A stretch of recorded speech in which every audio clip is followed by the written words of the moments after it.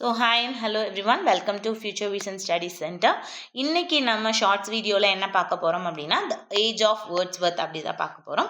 So இந்த age of Wordsworth அப்படின்ற time period எது அப்படின்னு பார்த்தீங்கன்னா 1798 1832 வரைக்கும்.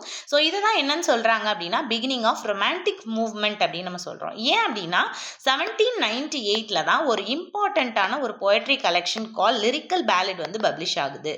ஸோ இதனால இந்த பப்ளிகேஷன் இயரை வந்து starting point of the age of romantic movement அப்படின்னு நம்ம சொல்கிறோம். ஓகேவா?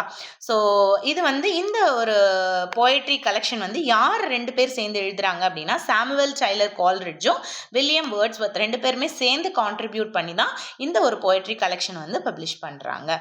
ஸோ இதனால இது official beginning of romantic age அப்படின்னு நம்ம சொல்கிறோம். ஓகேங்களா? ஸோ இந்த ரொமான்டிக் ஏஜில் என்ன அப்படின்னா breaking away strict rules and rationalism, neo classical and அதுக்கு முன்னாடி இருந்த ஏஜில் இருந்த ரேஷனலிசம், ரீசன், இது எல்லாத்தையுமே உடைச்சு ரூல்ஸ் அண்ட் ரெகுலேஷன்ஸ் எதுவும் தேவையில்லை, இது வந்து நம்மளுடைய ஃபீலிங்ஸை ஃப்ரீயாக எக்ஸ்பிளைன் பண்ணுறது தான் லிட்ரேச்சர் அப்படின்ற ஒரு கான்செப்டை கொண்டு வர்றது தான் இந்த romantic literature. So the publication of this lyrical ballads, இது வந்து ஒரு போயட்ரி கலெக்ஷன். ஓகேங்களா?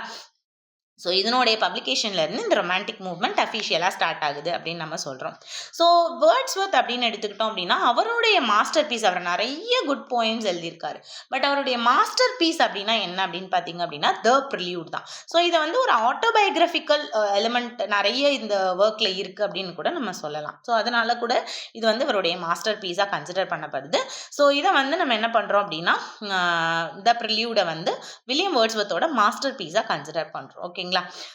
அண்ட் இது வந்து 1798 அவர் எழுத ஆரம்பிக்கிறாரு. நிறைய ரிவைஸ் பண்ணி அவருடைய லைஃப் டைம் ஃபுல்லாகவே அவர் வந்து அதில் நிறைய ரிவிஷன் ஒர்க்ஸ் வந்து பண்ணுறாரு. அண்ட் ஒன் மோர் இன்ஃபர்மேஷன், இது வந்து எப்போ பப்ளிஷ் ஆகுது அப்படின்னு பார்த்தீங்க அப்படின்னா 1850 தான் இதனுடைய ஃபுல் ரிவைஸ்டு வேர்ஷன் வந்து யாரால் பப்ளிஷ் பண்ணப்படுது அப்படின்னா இவங்களோட ஒய்ஃபால். இவர் இறந்ததுக்கு அப்புறம் மேரி வேர்ட்ஸ்வொர்த் தான் இந்த ஒர்க்கை வந்து பப்ளிஷ் பண்ணுறாங்க. பட் இதனுடைய வேர்ஷன் 1805 இது ஆக்சுவலாக வந்து பப்ளிஷ் ஆக ரெடியாக இருக்குது. பட் அதுக்கப்புறம் வந்து என்ன பண்ணுறாரு அப்படின்னு பார்த்தீங்க அப்படின்னா நம்ம வேர்ட்ஸ் வந்து 1850 தான் இறந்து போகிறாரு. ஸோ இதுலேருந்து இது வரைக்கும் நிறைய ரிவிஷன் ஒர்க் இதில் பண்ணிக்கிட்டே இருக்கார். ஸோ ஆஃப்டர் த டெத் அதில் அவர் வந்து எந்த ரிவிஷன் ஒர்க்கும் பண்ண முடியாது அப்படின்றதுனால என்ன பண்ணுறாங்க அப்படின்னா மேரி வேர்ட்ஸ்வொர்த் வந்து இந்த ஒர்க்கை வந்து பப்ளிஷ் பண்ணுறாங்க ஆஃப்டர் ஹிஸ் டெத். அது ரொம்ப ரொம்ப இம்பார்ட்டன்ட். ஓகேங்களா? ஆனால் என்னதான் இதில் நிறைய ரிவிஷன் பண்ணி பப்ளிஷ் பண்ணாலுமே இந்த 1805 வேர்ஷன் தான் வந்து ஒரிஜினலாக இருக்குது, நல்லா இருக்குது அப்படின்ற ஒரு கிரிட்டிக்கல் வியூவுமே வந்து இதில் இருக்குது அப்படின்னு சொல்கிறாங்க. ஸோ இந்த 1805 வேர்ஷனை என்ன பண்ணுறாங்க அப்படின்னா லேட்டர் 1926 திருப்பி பப்ளிஷ் பண்ணுறாங்க.